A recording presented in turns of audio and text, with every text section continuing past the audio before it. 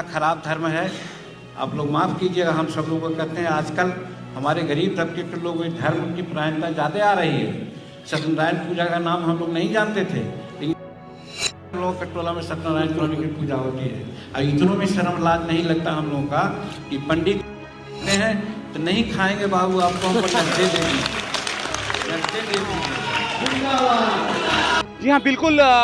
जिस प्रकार से बिहार के पूर्व मुख्यमंत्री जीतन राम मांझी ने फिर से अब शब्द कहा है, कहीं ना कहीं हमेशा से विवादों में तो वो रहते ही हैं, लेकिन बड़ी बात यहाँ पर ये है कि जब वो कोई भी सभा को संबोधित करते रहते हैं तो वो पूरी तरह से प्लानिंग में नहीं रहते हैं। हमेशा एक ऐसा विवाद वाला बयान दे देते हैं जिससे हड़कंप मच जाता है। और इस बार कहीं ना कहीं उनके बयान से नरेंद्र मोदी जी और नीतीश कुमार जी दोनों जो है वो सांसद में पड़ गए हैं, क्योंकि जेडीयू के पास भी कुछ कहने को नहीं है, क्योंकि जीतन राम मांझी जो है वो सरकार में है, सरकार के अभिन्न अंग है। ऐसे में अगर सरकार के ही दूसरे घटक दल जो है वो उन पर कुछ आरोप या प्रत्यारोप लगाते हैं तो जो स्थिति होगी वो बिहार में वो दूसरी हो जाएगी। दूसरी तरफ अगर बीजेपी भी अगर उन पर कुछ कहती है तो बहुत बड़ी मुश्किल खड़ी हो सकती है। उत्तर प्रदेश का चुनाव आने वाला है। अभी आपको पता होगा कि किस प्रकार से हमारे देश के प्रधानमंत्री नरेंद्र मोदी लगातार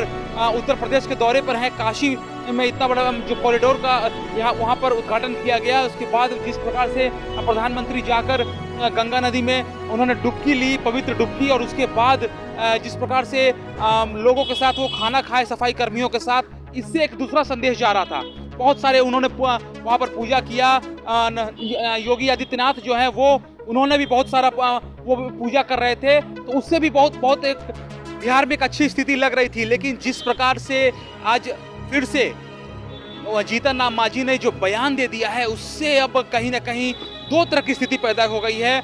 एक तो कि जो बिहार की सरकार के जो भी घटक दल हैं वो जीतन राम मांझी पर क्या कुछ कहे ये समझ में उन्हें नहीं आ रहा है। और दूसरी तरफ कहीं ना कहीं नरेंद्र मोदी जी जो लगातार पंडितों को खुश करने में लगे हुए हैं, हिंदुओं को कहीं ना कहीं वो कहा जाता है कि जो भारतीय जनता पार्टी है वो हिंदुओं की हिमायती है। योगी आदित्यनाथ ने बार बार इन शब्दों का अच्छा प्रयोग किया है, लेकिन अब जब जीतन राम मांझी ने पंडितों पर ऐसा दुर्भाग्यपूर्ण जो बयान कहा जाएगा, अपशब्द कहा जाएगा, वो कर दिया है, इससे एक स्थिति दुविधा वाली स्थिति पैदा हो गई है। और बहुत ज़्यादा सरकार जो है वो पूरी तरह सांसद में चली गई है, क्योंकि वीआईपी पार्टी कहिए या फिर जेडीयू कहिए या फिर भाजपा कहिए, तीनों ही पार्टी के पास इस शब्द का या इनके बयान को रोकने का या फिर डिफेंस करने का अब कोई भी रास्ता नहीं छूटा हुआ है। आपको याद दिला दूं कि कुछ महीनों पहले ही जीतन राम मांझी जो कि बिहार के पूर्व मुख्यमंत्री हैं, उन्होंने